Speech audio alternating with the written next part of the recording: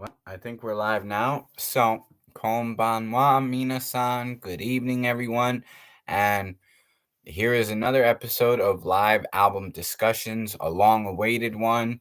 I'm going to try and get back to the book reviews next week, but I just realized looking through my discography, I'm like, I got at least 4 albums I got to talk about still. So I'm like, you know what? I'm going to do one tonight and catch up. Plus, I got a story that ties into one of the songs on this particular album that needs to be talked about, and it'll fit nicely into the concept of this album, too. Which the album we will be discussing tonight is I'm Afraid of Canadians, which I actually had shout outs to Chris Paz for talking about like how that was one of his favorite albums. He really liked that. So ironically, that's the album we're talking tonight. It's too bad he won't see that one. It doesn't seem like anybody's on right now, but I'm sure he would have liked to watch the episode and find out a bit more about the backstory behind this. So, this is a 10-track album, right? I pulled up the track list right here so I can break it down track by track, explain what it was like making this, which I got to do all these tracks pretty much myself. In fact, a lot of these beats are made by me. Let's see which ones weren't. Track 2, um track 6, track 8, track 9, and track 10, but the rest are mine. So 5 of them are me. We'll start with the reason intro. That's completely me because that's a cappella. And that's just a nice little opener for the album to explain why the album's called what it is and really getting into the meat and veggies of the context, the subject matter that we're about to discuss throughout the album. So it's very simple. It's called The Reason Intro. So the reason why I'm afraid of Canadians. The second track, Why You Must Avoid Tammy Garnot. Now, this is a track because there was this girl and she was flirting with me and she pretended to like me. And at first she seemed cool and everything, but then she starts talking about how she has no interest in ever having sex with anybody and that her baby daddy or whatever got tired of it and that's why he left her and cheated on her with another woman. It's like you had a kid with him, but you don't like sex. You don't want to give him sex and you're surprised he cheated on you and left you. It's like I'm not saying it should be all about sex, but if there's no sex, that relationship is not going to last. Like you look at it like a building. The building has to be based on a foundation, a solid foundation. It's got to have pillars, it's got to have walls, it's got to have a solid base or a platform, concrete standing of the ground to build the building from. You take away that building's going to be like the Leaning Tower of Pisa. Now, maybe it's not as important for guys it is as it is for women. In some cases, I think it's both ways. I don't think that's always true. But I'm just saying, you can't expect to have a relationship and not have that pillar in place. It's going to turn into the Leaning Tower of Pisa. And when I try to explain that's kind of a necessary component to have in a successful relationship, they blocked me. And I literally gave them money to come see me right before they did all this too. And they just kind of screwed me over. Luckily, it wasn't much. They were going to take the bus and come see me. Never happened. But that's why I'm like, okay, you should avoid people like that. Because, first of all, she screwed me out of money. Not that it was much, but already that's a red flag. And then, like I said, they're saying they want a relationship, but they don't want to lay the foundation properly and build the pillars. You dig? So that's a huge red flag. Like I said, if that was a building you're trying to build a relationship on, that shit is going to be the Leaning Tower of Pisa. It is not going to be a solid, straight building. You dig? So that's the importance of that song. That beat was actually produced by a German producer. Um Let me see what his name is. I forget his name because he's made a few songs with me, but I forget what his name is. It's been so long since I talked to him. It was Max something. Anyways, he produced a few joints for me. Um, Pretty good beats. They were actually all free. So, I can't really complain. He basically wanted to have some beats on my record and he offered some for free. So I took them. And this was one of the beats like I felt like I should do a dark sort of conscious song about like things like this. And once that, situation happened, I was like, oh, this beat fits perfectly that emotion.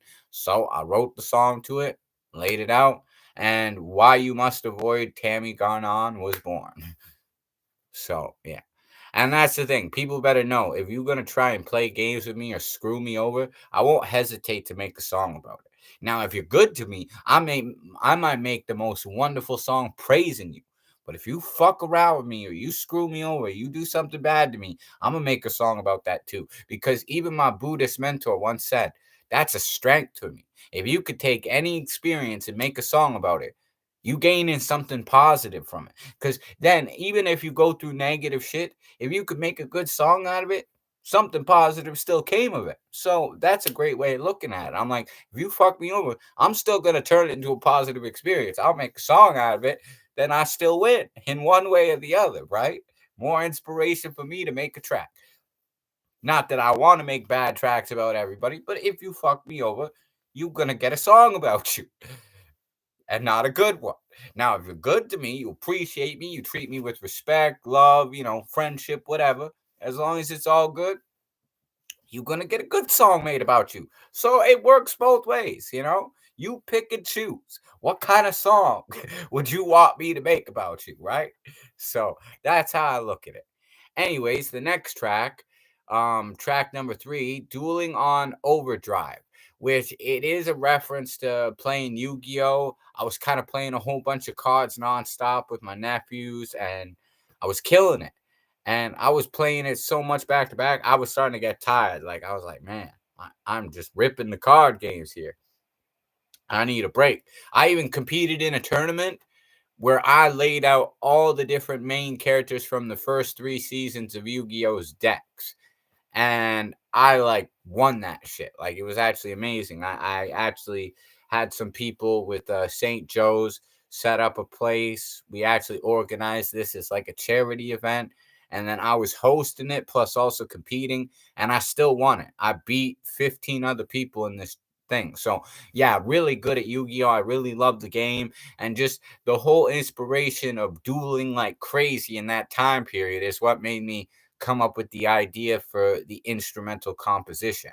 Which that's what's cool about this album is, other than the intro, 50% of it, well, we'll say 40% because the intro is vocals still, right? 40% of this is just purely instrumental tracks, like compositions, right? So that's one of the 4 instrumental compositions on the album. And then next we get into the album title track, I'm Afraid of Canadians, where I break down all the bad experiences. You know, people molesting me, abusing me, screwing me over, all these things, women forcing themselves on me, all this crazy shit, which is why I'm afraid of them. You notice I keep to myself. I'm staying in my room most of the time. I don't go hang out with a lot of friends. I don't date women here, all these things. And you know why? Because I'm afraid. I keep to myself and I live very low key and keep to myself because I know people can hurt you. For the longest time, when I've been molested the first time and abused and all that, I just didn't trust men for the longest time. I was always kind of on my guard with men. But I thought women were safe. They tend to be more kind and motherly natured and loving and affectionate, until that one woman, Amy, forced herself on me. And she did that to other people to the point another guy got a restraining order against this bitch. What does that tell you? And then as soon as she got what she wanted from me, what does she do? She goes and dates this ugly ass motherfucker and then has him emailing me talking shit. And it's like, keep her. She's fucking weird. She's crazy. I told her, no, I don't want to be with you. I want to marry a Japanese woman and have Japanese kids. I don't like you like that. I'm okay with being friends, but that's it. I mean, she was annoying. She was ugly. She smelled bad. She weighed fucking 3 times more than me. I mean, that's why I couldn't even push the bitch off. I didn't want her. I'm like, good luck. Leave me the fuck alone. I don't want this hoe. And the fact that she's been like really pushy and aggressive with other men, like she practically bragging to me about how this other guy she was with got a fucking restraining order against her. I'm like, this bitch is fucking nuts. I don't want nothing to do with her. She's crazy. And that experience showed me, okay, I just can't fucking trust people here. Because you know what? When I was in Japan, I was very comfortable. People were very friendly, kind, peaceful, weren't pushy or aggressive at all. It was like fucking being in paradise compared to here. I could walk down the street and I felt safe. I felt comfortable. Everybody was nice there. Even when I was traveling to Odawara, for example, right? Never been to Japan, didn't know where I was going. I take the trains. I kind of got lost on the way. And I had a note written in Japanese that said, "Okay, how do I get there?" And I showed that to an old guy. This guy didn't know English, but he could read the note in Japanese, and he actually got off his stop. He had to go back and like basically rechange trains, but he went and got somebody from the train station to explain everything to me in English on how to get to where I was going. So the people there are so nice, so friendly, so kind. I loved it there. I mean, compared to there to here, I'm like, I'm afraid of people here. I keep my distance. I keep to myself. And y'all should know why. That's what the song is all about. I'm not saying all, but I'll put it this way. I'm kind of on guard and I keep on my toes because of the bad experiences I had here. I don't really feel safe or comfortable. In fact, this one chick, she stopped talking to me because I didn't want to go to some bowling event to meet her. And there was going to be a shit ton of people there. I don't do well with crowds, yo. Like, unless I'm on stage performing or something, or, I'm the main star of the attraction, that's a different story. But I mean, to just go there and be a bunch around a bunch of weird people I never met, strangers, like bowling and stuff, which I never done. I mean, it was uncomfortable for me. I didn't have the money to do it, but I wouldn't have felt comfortable doing that shit anyway. Just because so many weird people. And then you know what? Because I didn't go, they stopped talking to me. So it shows you. It's like, hey, you shouldn't try to force that on me. I don't do well with large groups of people because of my traumatic experiences. I was all for meeting you. We could have went and grabbed a coffee. And you know what? If you don't want to meet me because I'm a guy all by yourself, they could have even brought their best friend with them if they want. We could have all went to Tim Hortons, got a coffee. Hey, if it's just three of us, we're going for a walk in the park or something, talking, no worries. We get a coffee. I could do that. That's not too intimidating or anything. But I don't want to be around a bunch of weird stranger people that I never met. You dig? And that's why. That's why the song was the way it is. And it's also a reference and influence to David Bowie's I'm Afraid of Americans. I flipped it. I did my own spin on it because, like I was representing my own feelings, my own sort of spin on the subject of what he was going for. Much different, but I'd be lying if I said David Bowie's song didn't give me the idea, because it did. I love David Bowie. David Bowie's the man.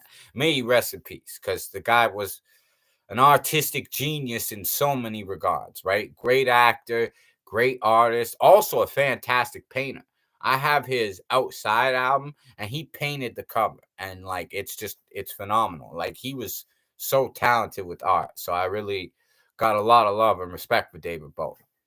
But yeah, that's where the idea came from. And as I said, like the second track, that was a beat that was done by the German guy Max.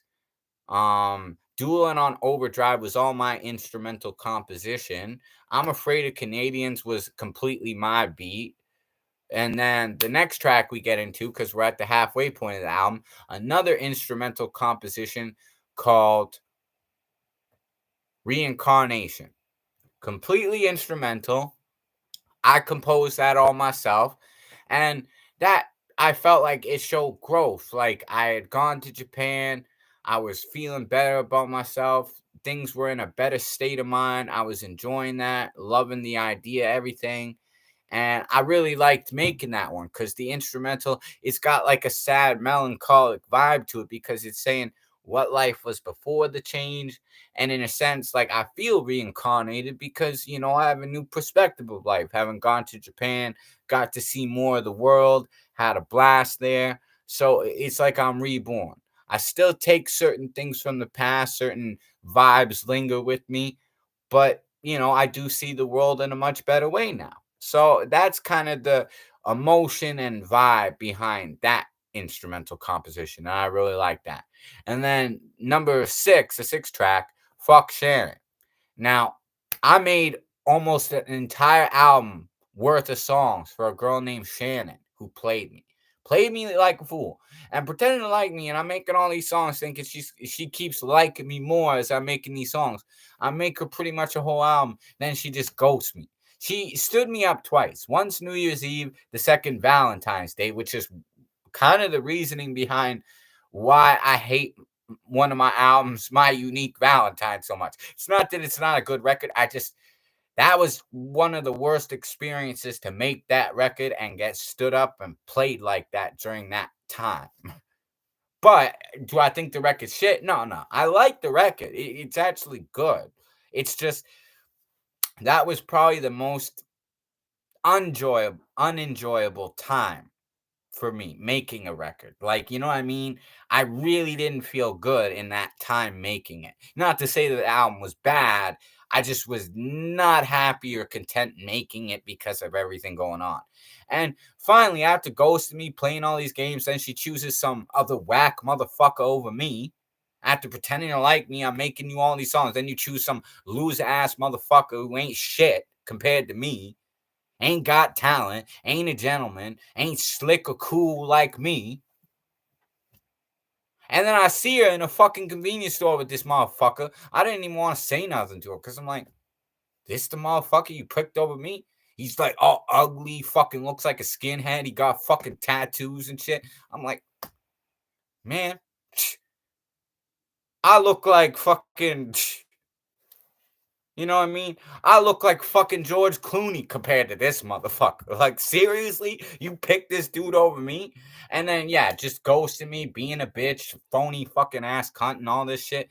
I was like, you know what? Fuck this. I'm tired of this. I'm going to set the record straight. Because it was getting to the point where every time I would hear a song that I wrote for Shannon, I would get angry. I'd be like, oh, that fucking bitch, man. I did so much for her and she didn't appreciate it. So I made that song to kind of set the record straight and help myself feel better for all the songs I made praising her because she fucked me over. So I had to set the record straight, Fuck Shannon. Like, because every time I'd hear these nice songs I made for her, I'd get mad. I'd hear them, I'd be like, yeah, but that bitch didn't appreciate it. I hear this great song, all happy, go lucky. I'd be like, oh, that fucking bitch didn't appreciate it. So I'd get mad, right? So I was like, okay, I need to fucking get that off my chest, set the record straight.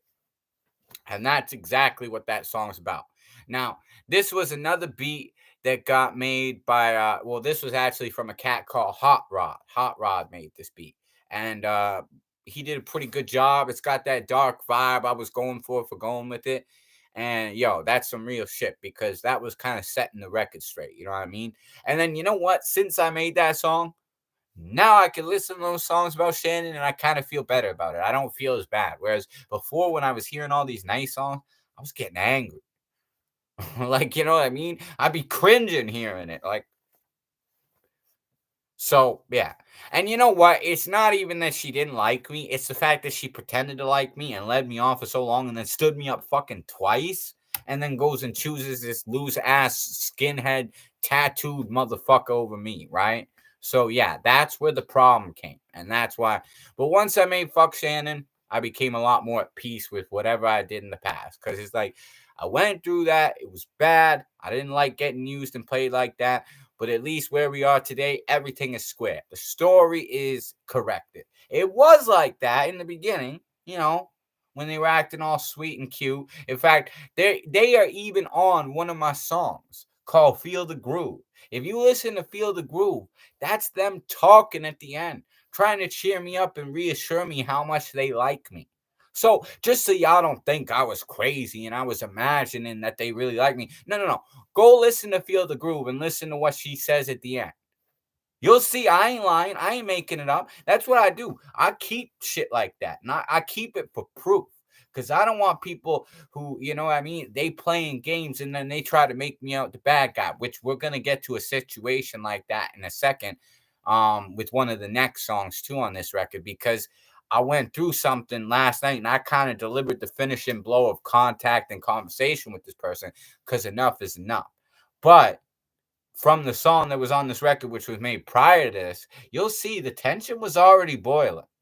And I'll put it this way, with this other person, they're not that much different. In fact, in the intro to Fuck Shannon, I actually mentioned them as well.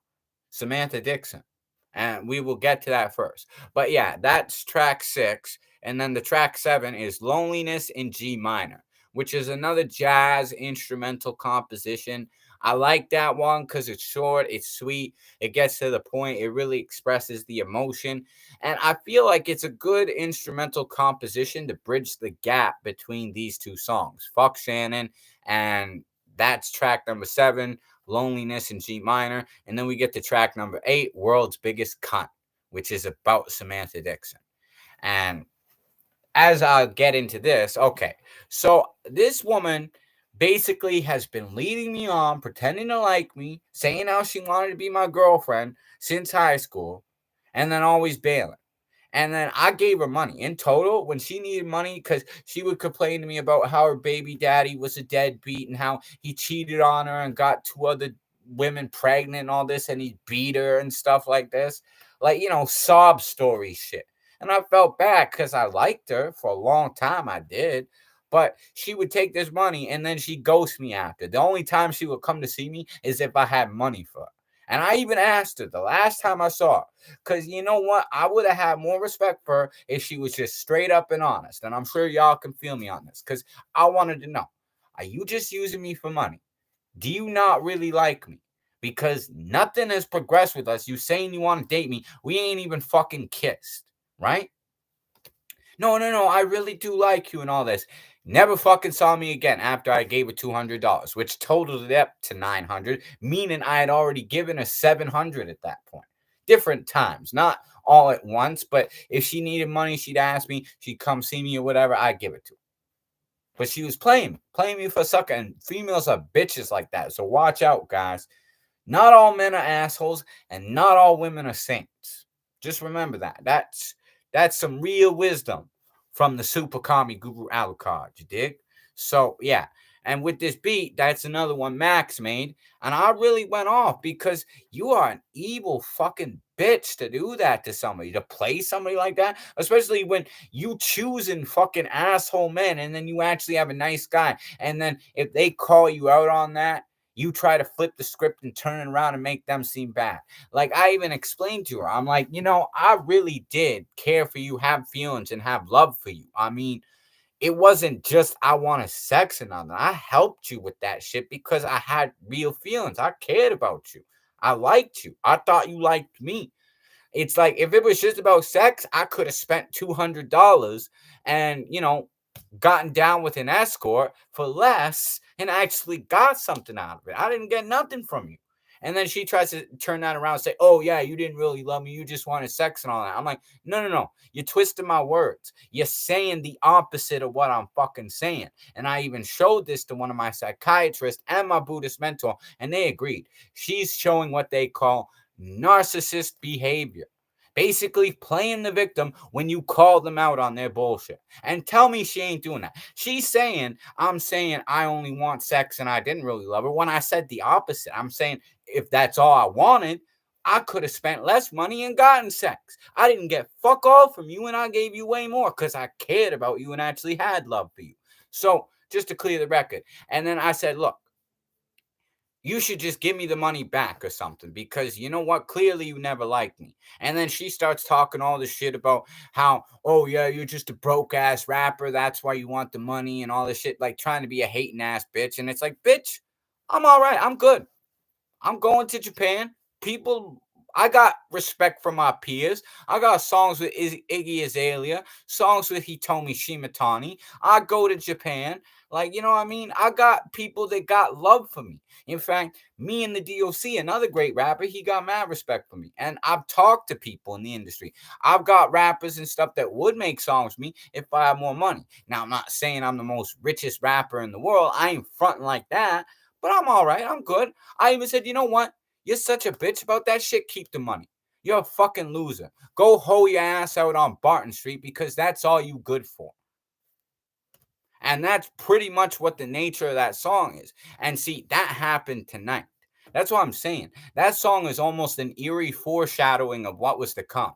The kettle has kind of been boiling for a long time, is what that song shows. Because I put her on blast on that song, explaining how terrible she really is and why she's so terrible. You dig? So I was stating facts. I wasn't exaggerating shit. I wasn't making it up. I was setting the record straight because I don't fucking bullshit. She's sitting there saying, "Oh, you don't have a phone and you don't have a car and all this." First of all, let me just set the record straight. I used to have a phone. I stopped using it because my ex was harassing me on it. I don't have fuck all people that I could call or text enough to use it. It'd be a waste of money. That's not I'm too broke to afford it. I don't want to waste money because there's no need for it. There isn't enough people I talk to on the phone or text or nothing for me to want a fucking phone. Make sense? No, it's not that I'm too broke to afford it. It's why am I going to waste money on something I don't use? It's called being fucking smart with your money, which maybe your ass wouldn't be so broke in the first fucking place if you were smarter about your money. And then the car thing. Now, I could. Here's the thing. I don't want to drive. It's a choice. I don't like driving. I like fucking walking places. If I need a ride, there's people I could get to give me rides. You know what I'm saying? Why am I gonna like cars are expensive, man? You gotta fill up the gas, you gotta drive it around, like insurance, the car breaks down, all this shit. It's like it's a money pit. If you're not gonna use it and you don't want to use it, what the fuck is the point? I don't have any interest in driving. It's a choice. I don't want to. I like walking places. I bet you if this fat bitch actually got off her ass and walked some places, she wouldn't be so fucking hefty. Whereas I'm fit, I'm slim, I'm fucking muscular. I got a good fucking fit body. You know why? Because I don't drive everywhere. I fucking walk places. So talk shit now, bitch. Because straight up, I'm glad I don't fucking drive. I like that I walk places. You dig? Because it keeps me in shape. Now, if some place is far, there's people who will give me rides, and I appreciate that. I'm grateful for that. And you know what? They would drive. They like driving. They use their cars more. For them, it works. I ain't judging people with cars either. I'm just saying, me personally, I don't have an interest in it. I like walking places. I do. I go for walks sometimes just to go for a walk. You dig? So it's a choice, yo. And then she's sitting there talking about, oh yeah, you don't make no money off your music. I get fucking royalties for my music all the time. First of all, I don't get the biggest, craziest amounts, but I get little bits. People listen to my shit, and she's saying your videos don't have hundreds of Ks. I'm like, yeah, but you know what? I made enough music that it's like even if I don't get 100K on a video, there's enough music that if somebody listens to every song on every album once, that adds up to fucking $50 of royalties, as much as 100. So it's like I make up for it. I corner the business with quantity. That's a smart business strategy because I'm not the most popular. I'm not the most commercial. I am underground. I don't have a major label, but by putting as much work as I could possibly put out there, I make something from it. And you know what? That's the whole point. I do what I love. And she's sitting there saying, you don't have a normal job besides that. I'm like, I work fucking hard enough as a music. I'd be killing myself if I worked another job on top of that. I don't want to drop dead. I ain't got a death wish. And let me tell you something. I'm on fucking disability because I can't handle working with fucking people. Because people are ignorant, arrogant cunts like your fucking self. And I can't deal with that shit. Whereas making my music, running my label, I'm my own boss. I don't have nobody bitching at me. I put the pressure on myself. And I do enough pressure on myself. I certainly don't need it from other people. So go ahead. Talk shit, fabricate shit, whatever. Everything I said about her, though, is fucking true. It's facts. She twisting shit. I'm just giving you facts, because that's how real SKGA is. Y'all know the deal. And that's pretty much what the foreshadowing of that song was. It's like, that's why I ain't even shocked. I told her off. I'm like, okay, you know what? Keep the money. Go fuck yourself. Go hoe your ass on Barton Street because that's all you good for. And I even said, I bet you playing lots of motherfuckers like that. And that's why you single. You single because you just take advantage of nice guys like myself and play them. So you could pay your bills because your deadbeat baby daddy fucking cheating on you with multiple women and fucking beating your ass up, and then you come crying to me. Like, go fuck yourself. But yeah, that's the reason for that song, is because of shit like that. And that's why I felt inspired to make this episode tonight, because I remembered that song and I was like, oh shit. Considering she was trying to talk shit and fight with me tonight, it's exactly like the song predicted. You see? See how smart I am? I'm ahead of my time. I know shit before it even happens. I predicted that shit. And World's Biggest Cunt, I fucking knew she was like that. I knew it would get to this point. I'm either fucking psychic or I'm just very intuitive. You dig? I'm just kidding about the psychic part. But I'm definitely intuitive because I saw that shit coming. So don't think I'm stupid and don't underestimate me because I know what's up. And then the last track, see, this is where the album actually shifts into a more positive thing. Like, because I know there's good people here too. I ain't saying everybody's bad. And that's the whole point of what track number 9, the instrumental composition is. It says, for the hardworking woman. That's the title, right? And it's all instrumental. But the whole point of that is there are good people. Not all bad people are bad. And you know what? There is some good hardworking women out there. Like, there's some friends of mine who are very good, hardworking women. Men too, not trying to discriminate. I look at my mother, she's always worked very hard, all that thing. I look at like my friends in Japan, they all need to get their respect because it ain't easy. It's hard in the world today. Even Jizza said that. Like, living in the world today is hard.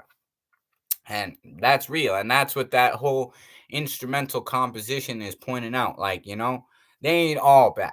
And for the hardworking women, you'll notice it's a very pretty, upbeat, smooth, relaxed, kind of groovy, mellow, almost calypso reggae-ish vibe to it. Because, where there's love, and it's all good. Obviously where I need to, I'm a school people. But where it's good, it's all good. So, yeah. Just figure out I gotta set the record straight. And then that's what leads us to our final song, Birdhouse in Your Soul, which is a They Might Be Giants cover. Now I'll put it this way. I love this song. I heard it watching because somebody actually asked me about this. Did part of your name come from the Abridged series? And yeah, I kind of did. I loved Yu-Gi-Oh! Abridged Season 0, right? And the opening theme song of that was They Might Be Giants, Birdhouse in Your Soul. That's how I first heard it. And I love this because it's such a weird, unique song. It's a song from the point of view of a nightlight. And I was singing it all the time and it just got stuck in my head. And I even started playing it on sax and everything. Like, I was like, yo, I gotta do a cover of this shit, man. I like this fucking song. It's great, right? And I credit them as songwriters and I did my own spin on it, changed the key, a few things like that, made it my own, right? But what I really like about that song is recording it. Man, this was, I'll put it this way, I had so much more love and respect for They Might Be Giants after recording this song myself, because recording it, making it, doing my own spin on it, I could see how technically challenging this song is.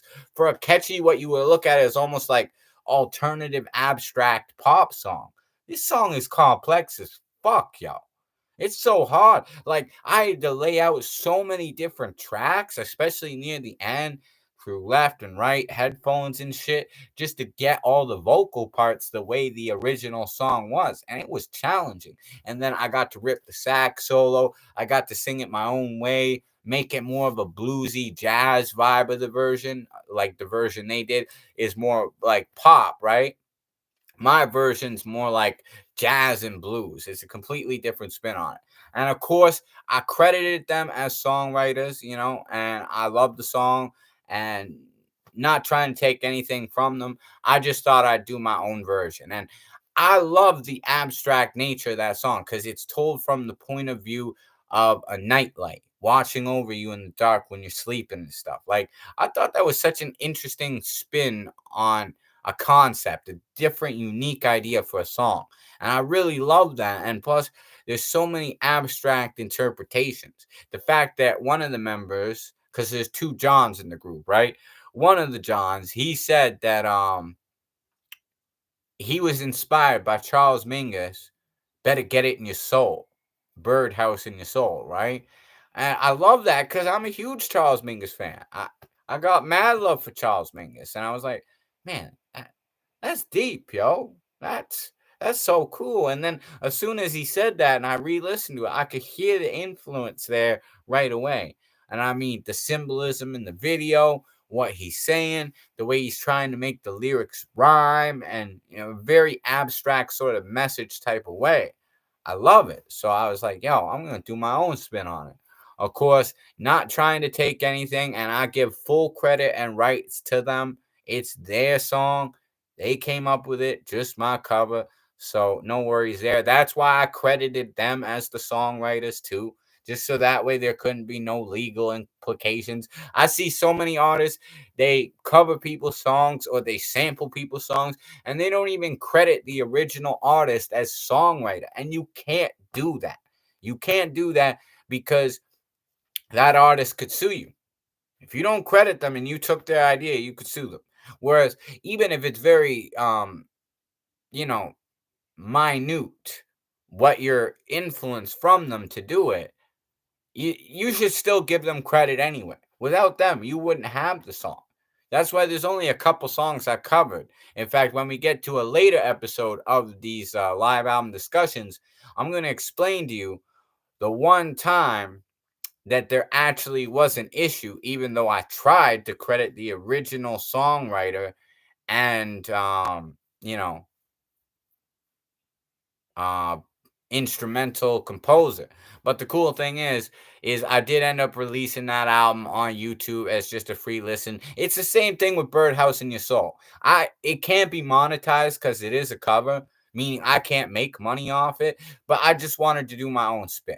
Everything else on the album I can make money off of, but this one I can't. But it's cool. I just wanted to do my own spin. It was fun to groove out and do my own take on the track. And like I said, I think I gave it a completely different vibe and style to it that I'm really digging. So I hope y'all check out the album if you haven't already.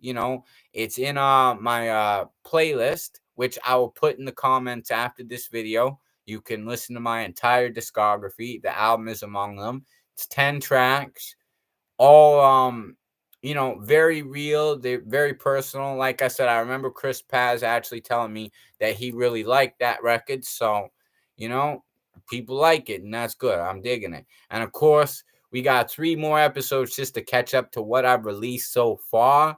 And next month in May we got an album, and then in September we got another album. And of course, I'm in the process of completing what would be 3 more albums that I'll have to master before I can set them up to be released. And after the whole experience with Hood Tales from the Shadow Realm, I ain't sampling anything that don't fall into public domain, 1, and 2, I ain't covering shit.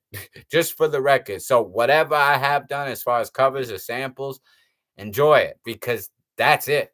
Everything is going to be original material, because I did things the proper way, but then this asshole at TuneCore abused his power and flagged my whole album for 1 song.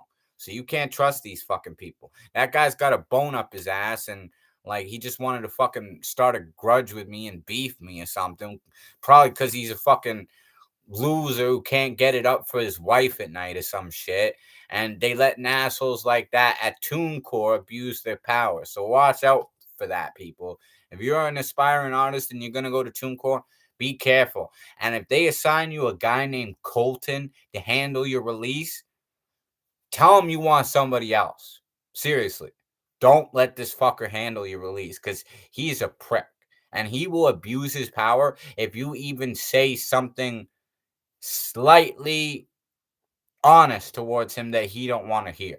So be careful of that. I give that as advice to all, artists who might see this with love and respect. And until next time, hope y'all enjoyed this video. Yours truly, Super Kami Guru Alucard. Oyasumi Nasai, Matane. Peace out till next time. Much love and peace always.